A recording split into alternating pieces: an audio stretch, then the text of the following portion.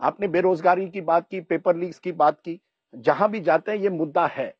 लेकिन सवाल उठता है, एक जनरेशन आया है 91 के बाद, उनको ना इंदिरा गांधी की याद है, ना जवाहरलाल नेहरू, ना राजीव गांधी। वो जो जनरेशन है वो कहता है यार मुझे कैंडिडेट चाहिए मेरिट पर, मुझे परिवार की पॉलिटिक्स नहीं चाहिए, मुझे एक नया भारत चाहिए। और तो मोदी जी ने देखिए, उस भारत को फोकस किया है। आप और परिवार, आपके जो राज्य थे जहां आप रोजगार दे सकते थे वहां नहीं मिला है। इसलिए अगर आप कहते हैं कि हम रोजगार देंगे, बीजेपी कहेगी, तो फिर आपने राजस्थान में जब आपकी सरकार थी तब क्यों नहीं दिया? आप लोग तय कर लीजिए कि आपको कहना क्या है। आप कहते हैं परिवार की पॉलिटिक्स, परिवार की पॉलिटिक्स, फिर आप पूरा अभियान चलाते हैं, भाजपा चलाती है, आप चलाते हैं कि फॉर एग्जाम्पल प्रियंका गांधी चुनाव क्यों नहीं लड़ रही है, उसमें परिवारवाद नहीं है, वो आपके कन्वीनियंस के लिए।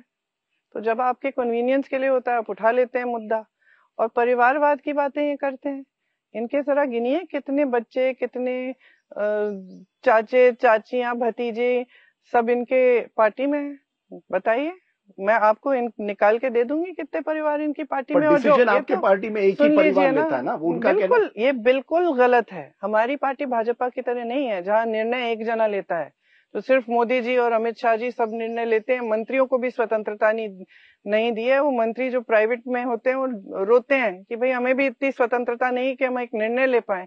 हमारी पार्टी अगर ऐसी होती तो आप ये आलोचना नहीं करते हमारी पार्टी की कि भाई कांग्रेस पार्टी को देखो, कांग्रेस एक लाइन पकड़ रही है, कोई नेता कुछ बोल रहा है, कोई नेता कुछ बोल रहा है। हमारी पार्टी सचमुच लोकतांत्रिक पार्टी ज्यादा है। लोकतंत्र ये है। आपने ये धारणा बना रखी है कि सारा परिवार तय करता है। हमारे अध्यक्ष जी हैं और उनकी ये इंसल्ट है।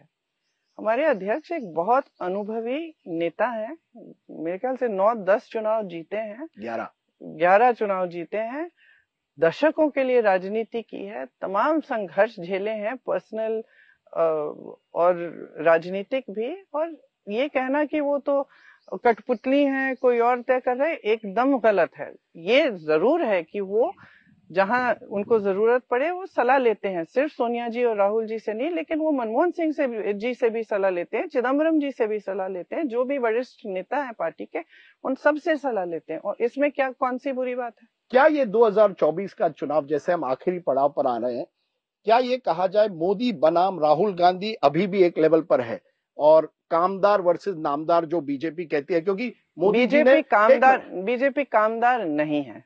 अगर बीजेपी कामदार होती तो उनके बड़े बड़े नेताओं की हिम्मत होती कि अपने काम पे वोट मांगते।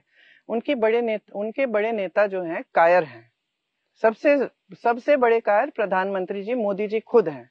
वो जनता के सामने खड़े होके इतना नहीं बता सकते कि बेरोजगारी आज चरम पे क्यों है उनके कार्यकाल में। यही तो सवाल है कि मोदी जी बार बार नेहरू गांधी परिवार को टारगेट करते हैं, और आप मोदी जी को, मैंने आपका एक भाषण सुना, आपने कहा मोदी जी बड़ी गाड़ी में जाते हैं, कुर्ता हर 10 मिनट बदलते हैं, आम जनता से नहीं मिलते हैं, लोगों से डिस्कनेक्ट हो गए। देखिए राहुल गांधी किस तरह से भारत जोड़ो यात्रा में जनता से जुड़ रहे हैं। ये बड़ा पर्सनल लगता है। मोदी जी बनाम नेहरू गांधी परिवार बड़ा पर्सनल है, क्योंकि हर भाषण में या तो वो आपका जिक्र करते हैं या आप उनका, और चुनाव बन जाता है मोदी बनाम नेहरू गांधी परिवार। देखिए, मोदी जी को कुछ सनक है मेरे परिवार के बारे में, इसके बारे में मुझे नहीं मालूम क्यों है, लेकिन हमें नहीं है। वो प्रधानमंत्री हैं, वो जनता के प्रति जवाबदेह हैं। हम विपक्ष हैं, सवाल उठाना हमारा कर्तव्य है। हम सवाल ये आज उठा रहे हैं कि मोदी जी चुनाव प्रचार में आपकी बात क्यों नहीं कर रहे हैं। ये आप मानेंगे कि प्रधानमंत्री हैं, सबसे बड़ा पद है, आप मानेंगे कि जनता की बात होनी चाहिए। आप ये भी नहीं नकार सकते कि मोदी जी ने भैंसों की बात की है, मंगलसूत्र की बात की है, तमाम फिजूल की बातें की हैं, और उन बातों का फिर खंडन भी किया है, फिर उन बातों को रिपीट किया है। तो हम तो देखिए, हम विपक्ष के नेता हैं, हम मोदी जी के चमचे नहीं हैं। हम सवाल उठाएंगे, ये हमारा काम है। और ये चुनाव जो है मोदी जी बनाम राहुल नहीं है, ये परिवारवाद बनाम मोदी जी का जो भी वाद आप कहते हैं वो नहीं है। ये चुनाव जनता के बारे में है, ये चुनाव इन चीजों के बारे में है जिनके बारे में हम रोज बात करते हैं।